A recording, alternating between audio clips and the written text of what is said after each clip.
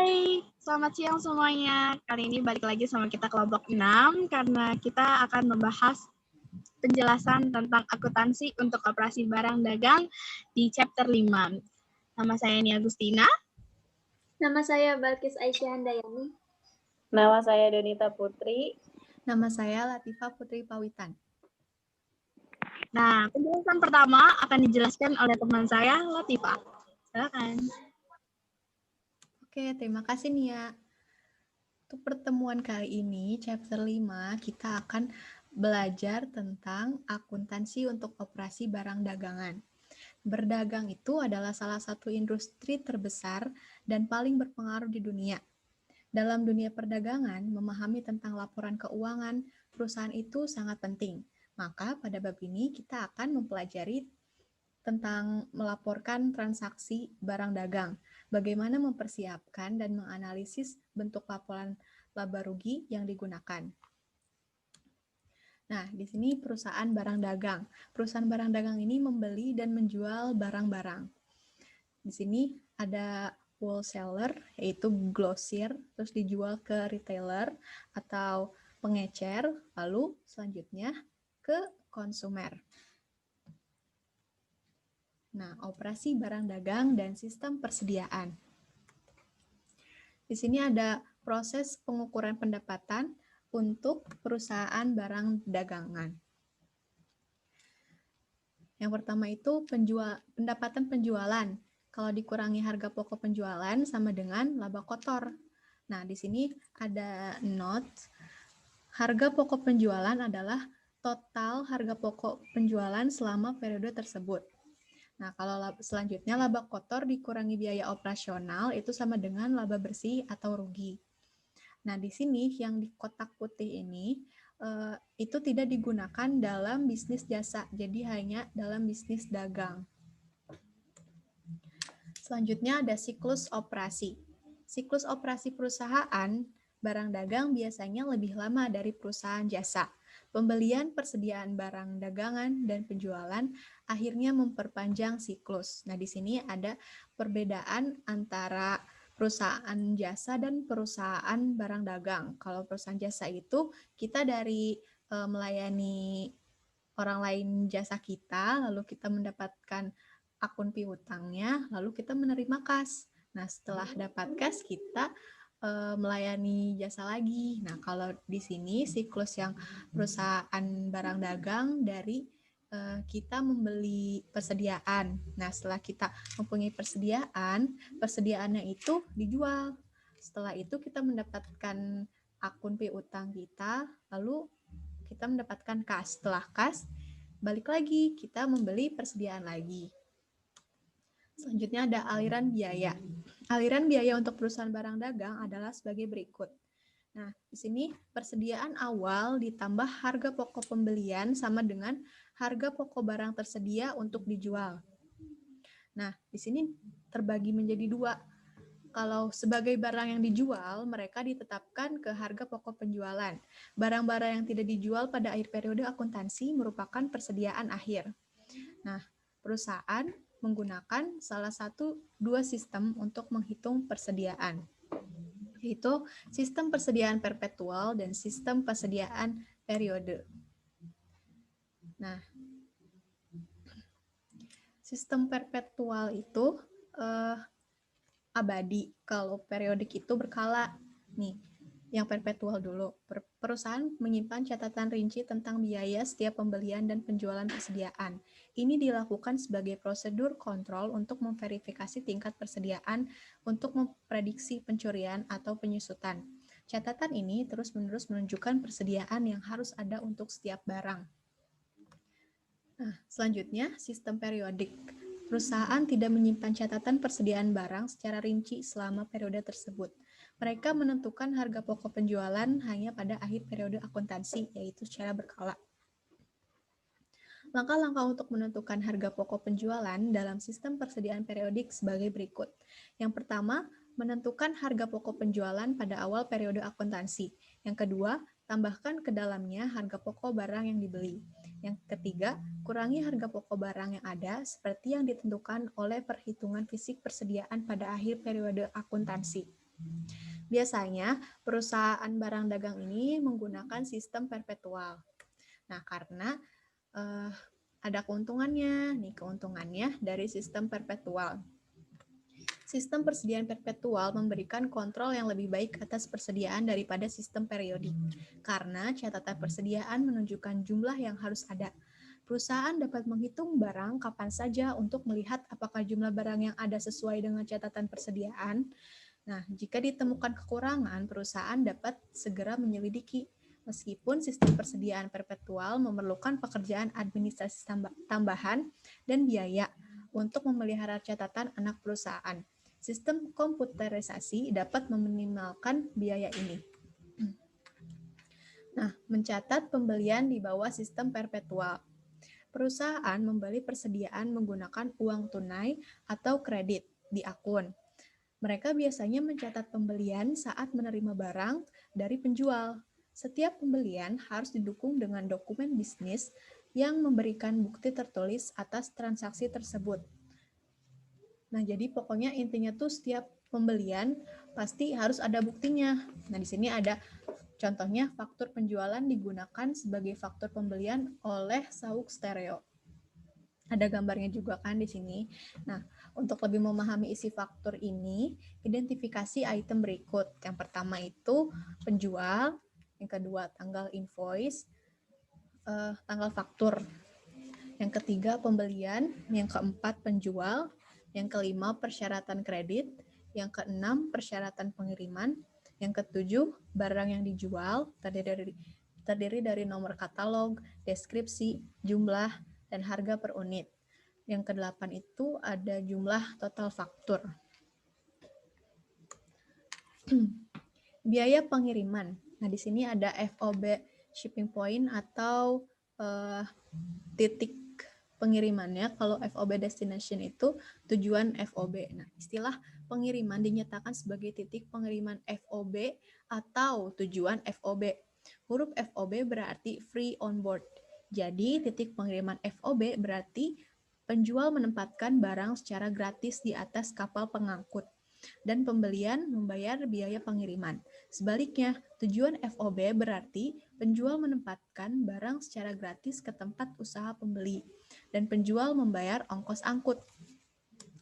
Selanjutnya, nih, di sini ada biaya pengiriman ditanggung oleh pembeli. Pembeli mengeluarkan biaya transportasi, biaya-biaya ini dianggap sebagai bagian dari pembelian persediaan. Oleh karena itu, pembeli mendebit atau meningkatkan akun inventaris. Nah, di sini transaksinya ada inventaris dan cash. Inventarisnya itu 150 di debit, cashnya di kredit 150. Lalu yang selanjutnya ada biaya pengiriman ditanggung oleh penjual. Biaya angkut yang dikeluarkan oleh penjual atas barang keluar merupakan beban operasional penjual. Biaya-biaya ini meningkatkan akun pengeluaran berjudul freight out atau biaya pengiriman. Di sini ada tanggal 4 Mei. Freight out-nya itu atau delivery expense 150 di debit, cash-nya 150 di kredit. Selanjutnya akan dijelaskan oleh teman saya, Donita. Selanjutnya ada pembelian kembali dan tunjangan. Pembelian mungkin tidak puas dengan barang dagang yang diterima karena barang tersebut sudah rusak atau cacat, kualitasnya lebih rendah atau tidak memenuhi spesifikasi pembeli. Dalam kasus seperti itu, pembeli dapat mengembalikan barang ke penjual untuk kredit, penjualan dilakukan secara kredit, atau untuk pengembalian uang tunai jika pembelian itu uang tunai. Selanjutnya ada diskon pembelian. Persyaratan kredit untuk pembelian secara kredit kemungkinan pembeli untuk mengklaim diskon tunai untuk pembayaran yang cepat. Pembeli menyebut diskon tunai ini sebagai diskon pembelian. Insentif ini menawarkan keuntungan bagi peserta. Pembeli menghemat uang dan menjual dapat mempersingkat siklus operasi dengan mengubah piutang menjadi uang tunai. Lalu ada ringkasan transaksi pembelian. T-account berarti ini memberikan ringkasan dari pengaruh transaksi sebelumnya terhadap persediaan. Sauk Stereo awalnya membeli persediaan senilai 3.800 untuk dijual kembali. Kemudian mengembalikan 300 barang. Ia membayar 150 biaya pengiriman dan akhirnya menerima diskon 70 dari saldo terutang karena dibayar dalam periode diskon. Ini menghasilkan saldo persediaan 3.580. Di sini ada contoh tabelnya kayak gitu. Lalu ada mencatat penjualan di bawah sistem abadi. Sesuai dengan prinsip penerimaan pendapatan, perusahaan mencatat pendapatan penjualan ketika kewajiban pelaksanaan dipenuhi. Biasanya, kewajiban kinerja selesai dan harga jual ditetapkan. Lalu ada retur penjualan. Retur penjualan adalah penerimaan barang oleh pihak penjual yang dikembalikan dari pihak pembeli. Pengembalian ini biasanya terjadi jika barang yang dikirim pihak penjual tidak sesuai dengan apa yang diinginkan pembeli atau mengalami kerusakan atau cacat. Retur penjualan menyebabkan piutang atau tagihan dari pihak penjual kepada pihak pembeli berkurang. Saat mencatat retur penjualan, pada jurnal keuangan, isi kolom debit dengan akun retur penjualan, sedangkan piutang dagang dicatat pada sisi kredit. Lalu ada sales discount. Sales discount itu potongan pembelian yang diterima pembeli akan dicatat di sebelah kredit pada akun potongan pembelian. Adapun bagi penjual, potongan harga tersebut disebut potongan penjualan atau sales discount, sehingga jumlah uang yang diterima dari harga penjualan barang menjadi berkurang. Lalu ada adjusting entries. Perusahaan merchandising umumnya memiliki jenis jurnal penyesuaian yang sama dengan perusahaan jasa. Namun, merchandise yang menggunakan sistem perpetual akan memerlukan suatu penyesuaian tambahan untuk membuat catatan sesuai dengan persediaan aktual yang ada. Lalu ada closing entry. Perusahaan merchandise seperti perusahaan jasa menutup ringkasan pendapatan semua akun yang mempengaruhi laba bersih. Dalam penjurnalan, perusahaan mengkredit semua rekening sementara dengan saldo debit dan mendebit semua rekening sementara dengan saldo kredit, seperti yang ditunjukkan berikut ini untuk suplai audio PW. Jadi ini contohnya nih.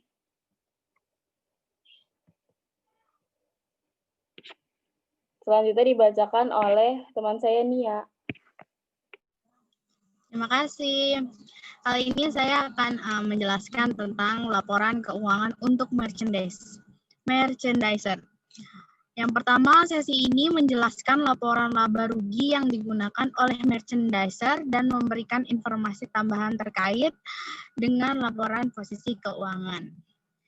Nah, di sini ada income statement, yaitu laporan keuangan yang harus dimiliki sebuah perusahaan setelah neraca dan arus kas dari laporan tersebut.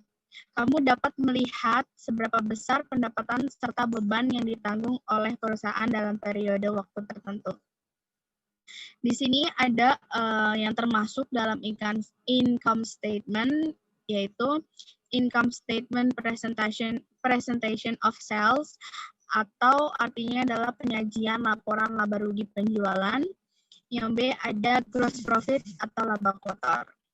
Nah, di sini juga ada operating expenses, yaitu biaya operasional yang meliputi salaries and wages expenses, utilities expenses, advertising expenses, depreciation expenses, freight out, sama insurance expenses. Nah, di sini juga ada other income and expenses atau pendapatan dan beban lainnya, yaitu ada dua. Apa nih? Gain on sale of equipment dan casualty loss from vandalism. Next. Di sini juga ada, setelah kita tahu income statement, di sini juga ada comprehensive income, yaitu adalah perubahan dalam ekuitas atau net asset dikurangi dengan entitas selama periode transaksi dan kejadian atau keadaan bukan berasal dari sumber pemilik. Next. Sini ada contoh classified statement of financial position atau contoh dari income statement ini. Next. Nah, setelah ada income statement atau comprehensive statement, di sini juga ada working for a merchandiser company. Yang pertama, using worksheet. Using worksheet itu apa sih? Yaitu lembar kerja yang memungkinkan perusahaan untuk menyiapkan laporan keuangan sebelum mereka menjurnal dan memposting jurnal penyesuaian. Yang kedua, ada poin dalam melakukan accounting for merchandise operation. Yaitu yang pertama, trial balance columns. Harus ada nih ya, yang harus ada adalah trial balance columns, terus adjustment column, adjusted trial columns, terus income statement columns, dan yang terakhir statement of financial positions columns. Next. Nah, ini ada contoh gambar worksheet atau lembar kerja yang dimana kelima statement itu harus ada di dalam jurnal worksheet ini. Penjelasan selanjutnya saya serahkan ke Balkis.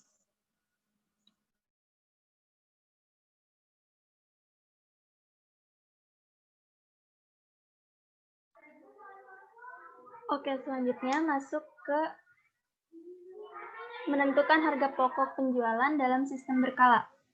Menentukan harga pokok penjualan berbeda ketika sistem persediaan periodik digunakan daripada sistem perpetual. Perusahaan yang menggunakan sistem perpetual membuat entry untuk mencatat biaya barang yang diselesaikan dan memasukkan kembali persediaan setiap kali penjualan dilakukan. Perusahaan yang tidak menggunakan sistem periodik tidak menentukan harga pokok penjualan sampai akhir masa pakai. Harga pokok barang yang tersedia untuk dijual adalah jumlah persediaan awal saat harga pokok barang yang dibeli.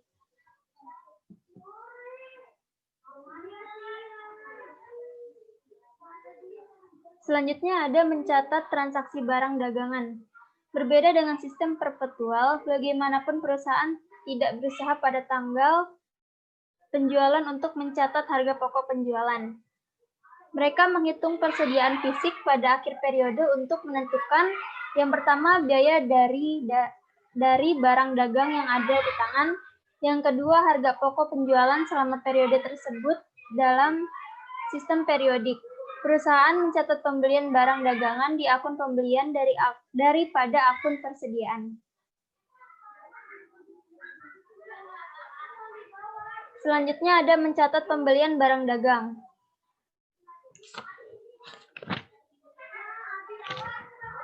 Yang pertama itu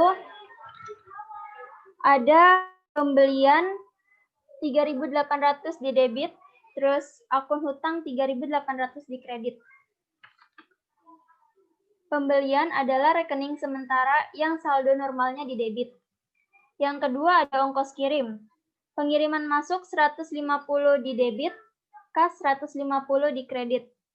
Itu untuk mencatat pembayaran ongkos angkut atas barang yang dibeli. Yang ketiga ada pembelian kembali dan tunjangan. Di situ ada akun hutang 300 di debit dan pembelian kembali dan tunjangan 300 di kredit. Yang keempat ada diskon pembelian. Di situ akun hutang 3.800 dikurang 300 sama dengan 3.500 di debit dan dan diskon pembelian 3.500 dikali 0,02 sama dengan 70 di kredit. Kasnya 3.430 di kredit.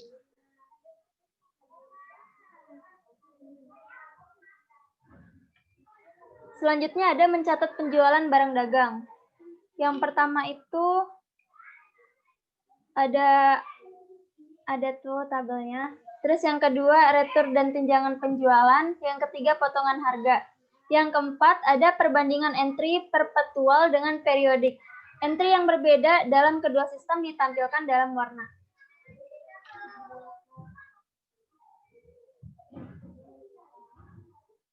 Yang terakhir itu ada membuat jurnal dan memposting entry penutup. Data untuk penyusunan jurnal penutup dapat diperoleh dari kolom laporan laba rugi pada lembar kerja. Dalam penjurnalan, jumlah kolom debit dikreditkan dan semua jumlah kolom kredit didebit.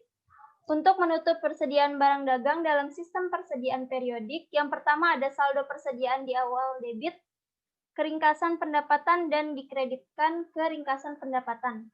Yang kedua ada saldo persediaan akhir di debit ke persediaan dan dikreditkan ke ringkasan pendapatan.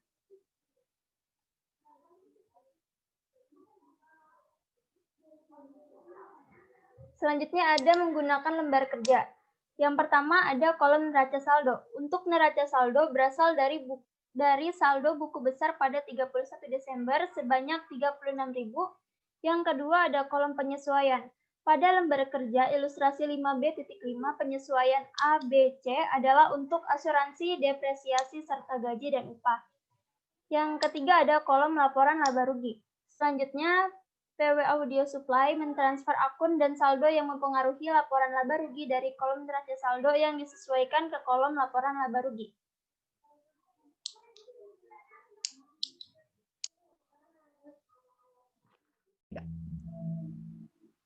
Kali ini kita akan membahas soal chapter kemarin, yaitu soal chapter 4. Yang pertama di nomor E4.1 LO1. Kolom neraca saldo pada lembar kerja akupuntur LIM pada tanggal 30 Juni 2020 adalah sebagai berikut, atau jumlahnya dalam ribuan ya.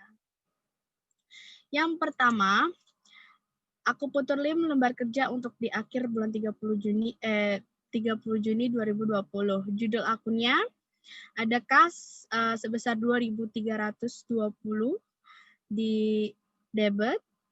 Ada akun piutang 2.440 ada di debit, persediaan sebesar 1.880 ada di debit, akun hutang ada di kredit sebesar 1.120, terus ada pendapatan layanan diterima di muka, yaitu 240 di kredit, ada modal saham, yaitu sebesar 3.600 di kredit, pendapatan layanan ada di kredit sebesar 2.400, beban gaji dan upah sebesar 560 ada di debit, dan beban bermacam-macam sebesar 160. Jadi totalnya di debit itu sebesar 7.360 dan total kredit 7.360. Jadi balance awalnya balance ya. Data lain yang pertama, penghitungan fisik menunjukkan HKS 500 persediaan yang ada. Yang kedua, HKS 100 dari pendapatan yang belum dipotong masih belum diterima di akhir bulan. Yang ketiga, ada gaji yang masih harus dibayar sebesar HKS 210. Instruksinya yaitu masukkan trial balance pada lembar kerja dan lengkapi lembar kerja tersebut. Ini dia jawabannya. Jadi di sini di lembar kerja ini ada kolom neraca saldo, penyesuaian, neraca saldo penyesuaian, laba rugi, dan laporan posisi keuangan. Masing-masing ada debit dan kreditnya. Kita masukkan lagi supaya nanti totalnya bisa balance, yaitu ada kas yang tadi 2.320, ditulis di neraca saldo 2.320 ada di debit, di penyesuaian nggak ada, di neraca saldo penyesuaian ada di debit 2.320, terus berikutnya ada di laporan posisi keuangan di debit 2.320. Judul akun berikutnya ada akun piutang sebesar 2.440 ada di debit, ini kolom neraca saldo. Terus untuk di kolom penyesuaian ada 1.380 di kredit dan 500 di neraca saldo penyesuaian kita taruh 500 sebesar 500 di debit. Lalu kemudian di laporan posisi keuangan sebesar 500 juga di debit. Akun berikutnya adalah akun hutang sebesar 1.120 di kolom neraca saldo kita taruh di kredit. Di kolom penyesuaian kita nggak taruh. Di neraca saldo penyesuaian kita juga taruh 1.120 dan kemudian kita taruh lagi di laporan posisi keuangan di kredit 1.120. Akun berikutnya adalah pendapatan layanan diterima di muka sebesar 240. Di neraca saldo kita tulis 240 ada di kolom kredit. Untuk kolom penyesuaian kita taruh sebesar 140 ada di kolom debit. Lalu untuk di kolom neraca saldo penyesuaian sebesar 100 ada di kredit. Terus kolom berikutnya laporan posisi keuangan sebesar 100 ada di kredit. Lalu kemudian modal saham sebesar 3.600 di kolom neraca saldo ada di kredit. Terus di kolom neraca saldo penyesuaian di kredit sebesar 3.600 dan laporan posisi keuangan sebesar 3.600 juga berada di kolom kredit. Pendapatan akunnya yaitu pendapatan layanan sebesar 2.400 di kolom neraca saldo di kredit. Lalu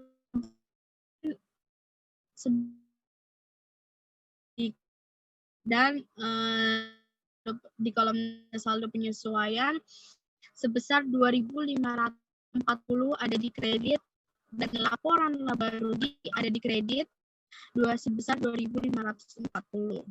Lalu kemudian ada beban gaji dan upah sebesar 560. Kolom penyesuaian kita taruh sebesar 210 di kolom debit dan di kolom neraca saldo penyesuaian 770 di debit. Lalu di kolom laporan laba rugi sebesar 770 juga berada di kolom debit. Lalu beban bermacam-macam 60 kita taruh di kolom neraca saldo penyesuaian di debit sebesar 160 juga dan laporan laba rugi 160 juga. Terus 7.360 masih balance dan kita di sini taruh ada akun expense sebesar 1.380 ada di kolom penyesuaian. Ya, ditaruh debit dan neraca saldo penyesuaian ditaruh di debit sebesar 1.380. Laporan laba rugi 1.380 juga taruh di debit. Dan akun terakhir yaitu hutang gaji dan upah sebesar 210 di penyesuaian kolom kredit. Dan juga neraca saldo penyesuaian di kolom kredit sebesar 210 dan juga laporan posisi keuangan di kolom kredit 10 sehingga total debit di kolom penyesuaian itu 1.730, balance dengan kreditnya juga 730, neraca saldo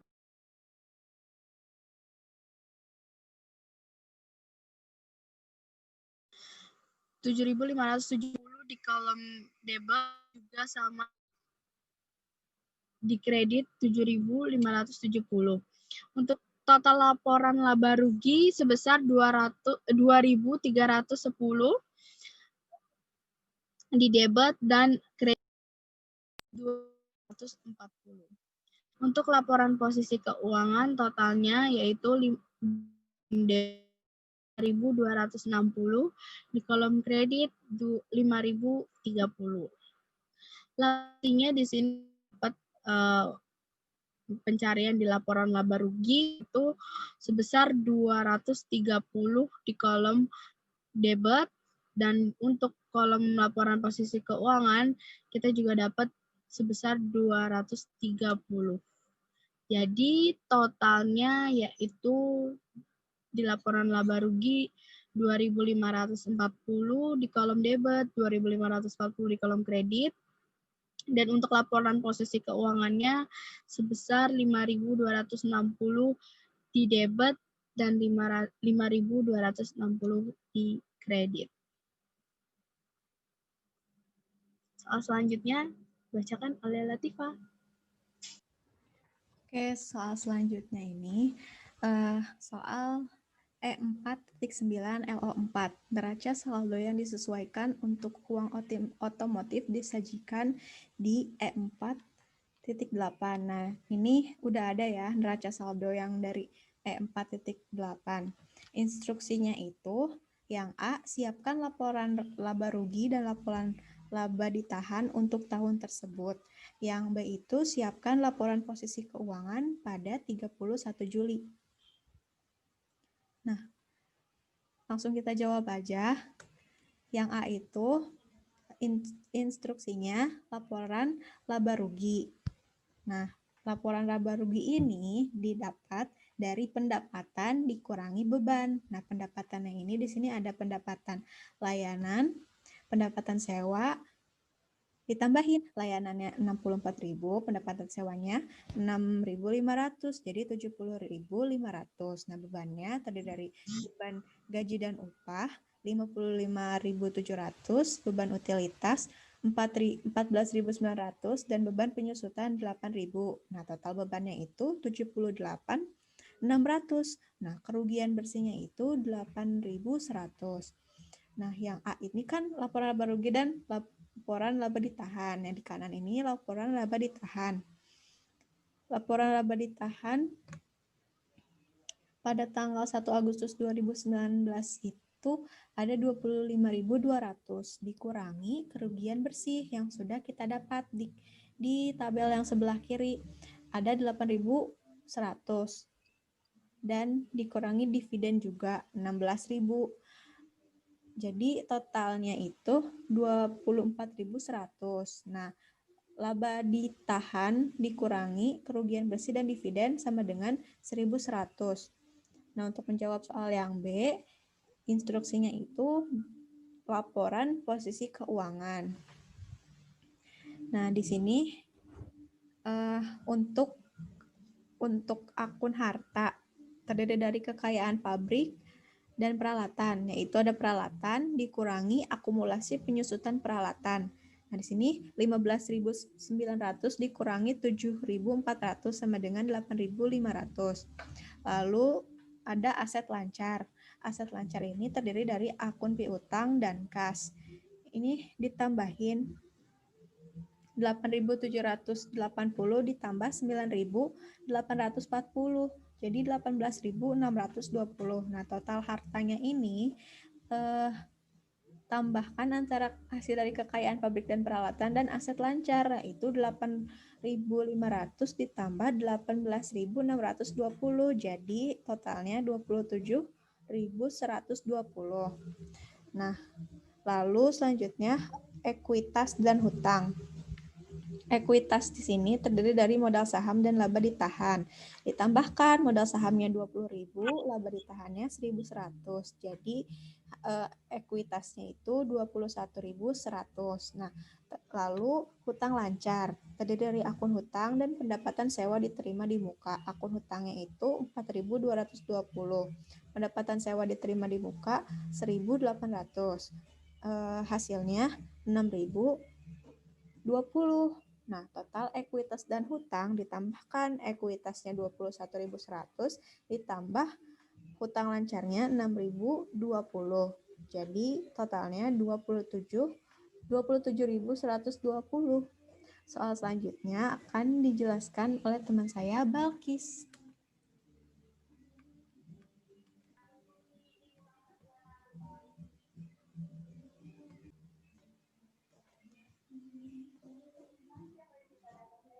Selanjutnya soal E4.19 LO2 sama 5. Pada tanggal 31 Desember, neraca saldo disesuaikan dari Sihata Employment Agency menunjukkan data yang dipilih sebagai berikut. Piutang usaha 24.500, beban bunga 7.700, pendapatan jasa 92.500, utang bunga 2.200. Analisis menunjukkan bahwa ayat jurnal penyesuaian dibuat untuk 1. Menambah NTS 5.000, pendapatan jasa, dan yang kedua, menambah beban bunga NTS 2.200. Instruksi, siapkan ayat jurnal penutup untuk akun sementara yang ditunjukkan di atas pada tanggal 31 Desember. Yang B, siapkan ayat jurnal pembalik pada Januari 1. Yang C, posting entry di A dan B, garis bawahi dan seimbangkan akun, gunakan akun. Yang D, siapkan jurnal untuk mencatat, yang pertama pengumpulan pendapatan yang masih harus dibayar pada 10 Januari, yang kedua pembayaran semua bunga yang jatuh tempo NT 3.000 pada tanggal 15 Januari. Yang E, posting entry dalam D ke akun sementara. Jawabannya itu yang A, pada tanggal 31 Desember, pendapatan jasa di debit 92.500, ringkasan hasil 92.500 di kredit.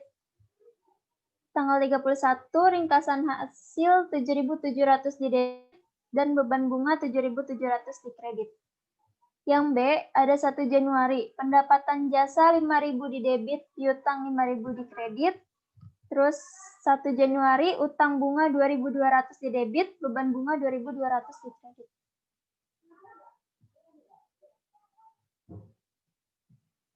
Yang C, ada piutang usaha. Pada tanggal 1 Desember, seimbang 19.500, dan pada tanggal 1 Desember penyesuaian 5.000. Jadi 19.500 ditambah 5.000 sama dengan 24.500. Pada tanggal 1 Januari ada pembaliknya 5.000. Selanjutnya ada pendapatan jasa. Pada tanggal 31 Desember penutup 92.500 di debit dan Desember 31 seimbang 87.500, penyesuaian 5.000 sama dengan 92.500. Selanjutnya ada utang bunga. Pada tanggal 31 Desember penyesuaian 2.200 di kredit dan pembalik 2.200 di debit. Selanjutnya ada beban bunga. Pada tanggal 31 Desember seimbang 5.500, 31 Desember penyesuaian 2.200. 5.500 ditambah 2.200 sama dengan 7.700. Pada tanggal 31 Desember penutupan 7.700 dan totalnya 7.700 di kredit. Selanjutnya pada tanggal 15 Januari 2.200 di debit dan pada tanggal 1 Januari pembaliknya 2.200 di kredit. Yang D ada 10 Januari, itu ada 2 akun. Yang pertama akun kas 5.000 di debit, dan jasa 5.000 di kredit. Tanggal 15 Januari, utang bunga 3.000 di debit, dan kas 3.000 di kredit. Yang terakhir, yang E, pada tanggal 31 Desember ada 2 akun. Yang pertama akun pendapatan jasa 5.000 di debit, dan akun ringkasan hasil 5.000 di kredit. Selanjutnya akan dibacakan oleh Donita. Selanjutnya ada soal P4.6 LO3. Horace Sulpaper CA disimpan oleh Pulsar Cebel untuk menyiapkan laporan keuangan untuk April 2020. Horace mengumpulkan semua saldo buku besar percatatan Pulsar dan menemukan yang berikut ini. Sulpaper menemukan kesalahan berikut. Pertama, uang tunai yang diterima dari pelanggan secara kredit dicatat sebagai 950, bukan 590. Yang kedua, pembayaran sebesar 75 untuk biaya iklan dicatat sebagai debit ke beban lain-lain. 75 dan kredit ke kas 75. Yang ketiga, pembayaran gaji pertama bulan ini adalah sebesar 1.900, termasuk 700 gaji dan gaji terutang pada tanggal 31 Maret. Pembayaran tersebut dicatat sebagai debit ke gaji dan beban upah 1.900 dan kredit ke kas 1.900. Tidak ada ayat jurnal pembalik yang dibuat pada tanggal 1 April. Yang keempat, pembelian atas akun printer seharga 300 dicatat debit ke dan utang sebesar 310. Yang kelima, pembayaran tunai untuk biaya perbaikan peralatan sebesar 96 dicatat sebagai debit ke peralatan 69 dan kredit ke kas 69. Instruksinya, yang A, siapkan analisis untuk setiap kesalahan yang menunjukkan 1. Entry salah, 2. Entry benar, dan 3. Entry koreksi. Butir 4 dan 5, 30 April 2020. Yang B, siapkan neraca saldo yang benar.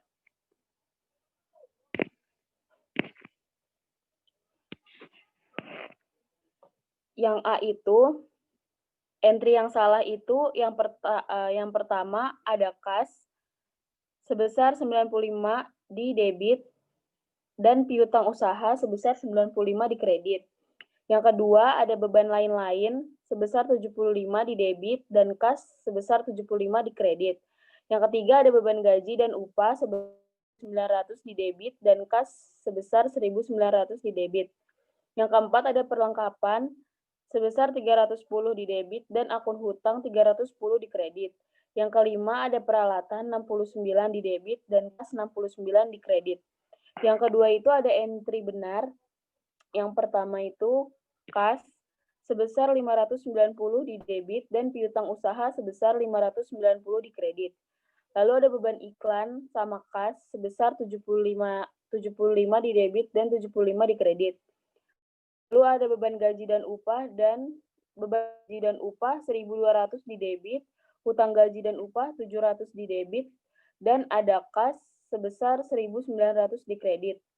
Lalu ada peralatan sebesar 310 di debit, akun hutang 310 di kredit.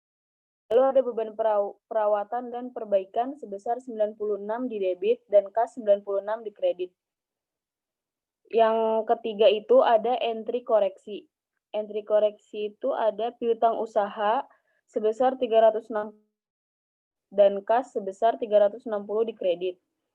Lalu ada beban iklan sebesar 75 di debit dan beban lain-lain 75 di kredit.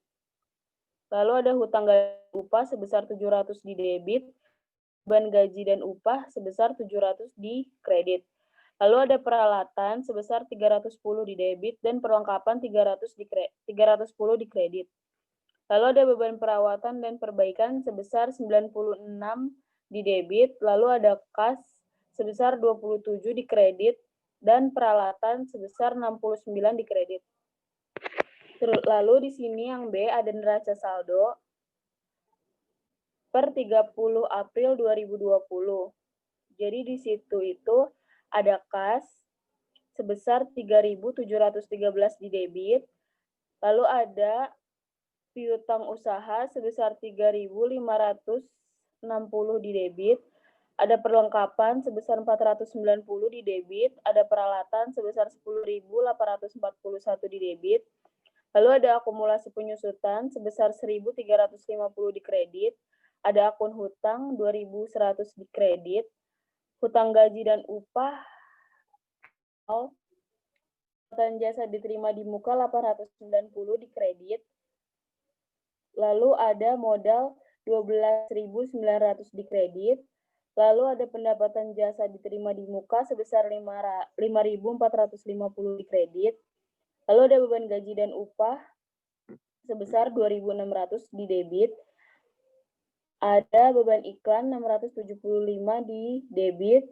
Ada beban lain-lain sebesar 215 di debit, ada penyusutan sebesar 500 di debit, dan beban perawatan dan perbaikan sebesar 96.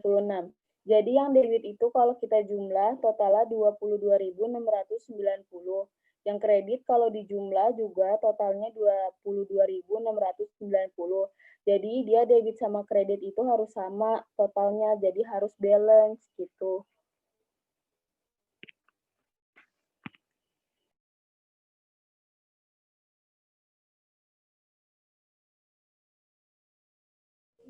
Ya.